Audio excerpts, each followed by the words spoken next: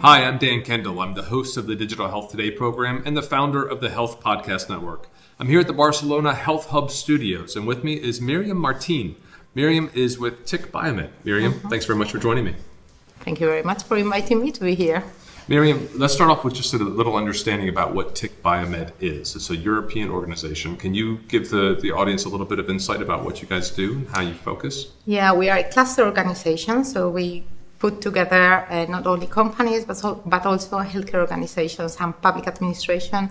And our idea or our aim is to bridge the gap and the communication in between healthcare organizations and companies, just to make it easier for companies to put their solutions in the market or to find the right buyers, but also for the healthcare organizations to better incorporate innovation within their organizations. And what is your role within the organization? I deal with the project management, so I'm responsible of taking care of all the different initiatives and projects that we implement in order to achieve what I have just said. I mean, putting together companies and the healthcare organizations.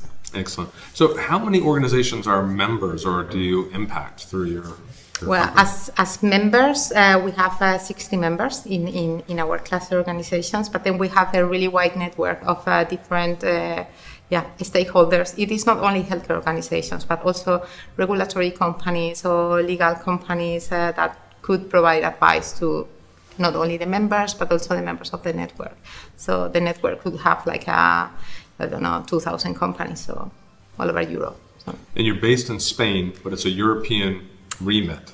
Yes, because we are based in Spain, and obviously, I mean, we know really well the Spanish market, but the way we have implemented our activities have always been through EU projects or EU initiatives. So that's why, I mean, our network is EU wide.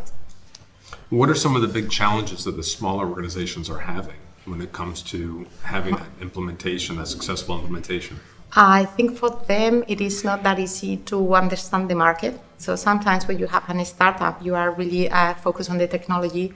And it is not only technology, but you also need to do, it's not only the development, let's say. It is also what the market is, the go-to-market strategy, just to understand which are the needs, how to talk to the professionals. Sometimes they don't listen. It is easier just to say, well, this is my technology. But you need to have some feedback and really pay attention on what is the feedback and validate your solution.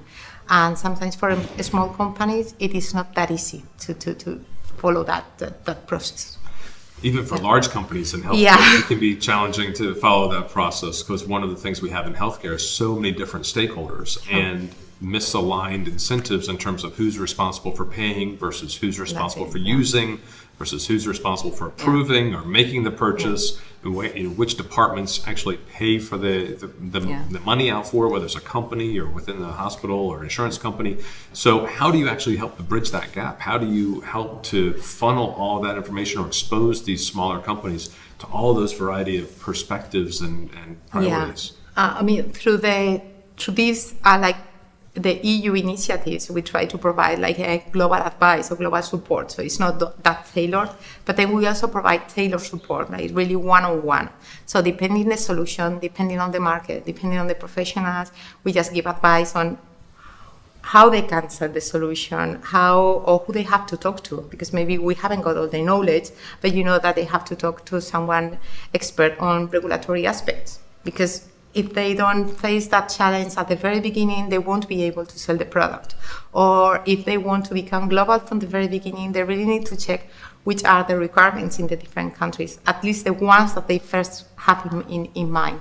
So the advice is not that we provide all different details of the advice, but we know who they have to talk to. So that's why it's so important to have a wide network. So I've been in healthcare for over 25 years, and it seemed to me that when I got into the healthcare business, a lot of people who started businesses in healthcare had 10, 15, 20, even 30 years of experience before they went out and started their own company. Yeah. My impression is, within Europe and across the world, that organizations are being started with very little healthcare experience, but more of a technology or a user perspective as they're trying to get their businesses started. Is that true within what you're observing within Ticbiomed? Yeah, I mean, I think there's enough technology. There's a lot of technology. It's like technology is really like miles away on what is being used right now at the healthcare organizations or the pharma companies. So I think we need to swap a little bit and just put some effort into the healthcare organization, let's say the demand side, and develop that and support them into making easier for them to understand innovation and therefore to buy innovation, because then procurement, it's really complex. So if we don't change the models, the procurement models, it is going to be really difficult to introduce any change. So yeah, it's not about technology. It is really on market capacity to understand and to buy all the technology. Yeah, it's about aligning those incentives in the right way so the people who actually need to write the check make sure that the person who's actually supposed to use it is able to use it and is motivated to use it. Yeah, and not only that, I mean, from the patient's point of view, we are all using social media for everything, but when it comes to health, you are like a little bit more concerned on sharing your data or where your data is. So it's also not on how easy it is to use the technology, but also on the concern on where the data is going to be and how to share that. So I think it's a little bit, depending, as you said, it's a really complex world. It's not patients, it's also professionals. So you really need to work with all them in order to move a little bit forward. And Ticbiomed is a European organization. I mean, you cover all of Europe. Well, I mean, we are based in Spain. It is just that our network and our activity is really EU-based.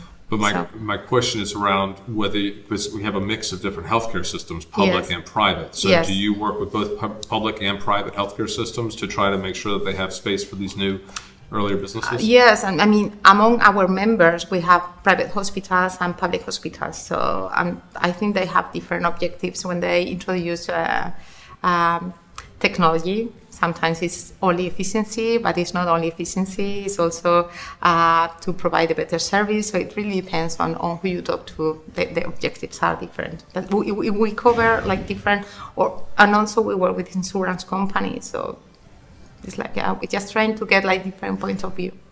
And how can people who are in the audience find out more about Ticbiomed? Where can they go for more information? You can find all the information on the website. It's www.ticbiomed. Biomed.com. Okay, ticbiomed.com. So people can go there. I'm sure you have Twitter handles and LinkedIn pages Twitter and things like that. And we have a really good newsletter. It's not only me saying that. It's like I received such a good feedback today on our newsletter that I really wanted to share that with you.